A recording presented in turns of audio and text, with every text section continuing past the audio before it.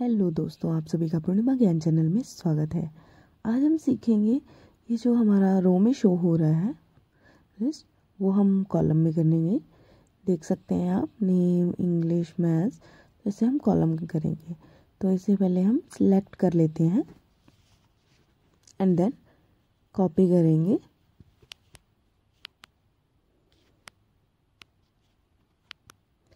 Copy करने के बाद हम कॉलम में करने के लिए हम यहाँ पे क्लिक करेंगे कॉलम में एंड देन Ctrl+Alt+V क्लिक करेंगे। ट्रांसपोज पर क्लिक करेंगे एंड ओके।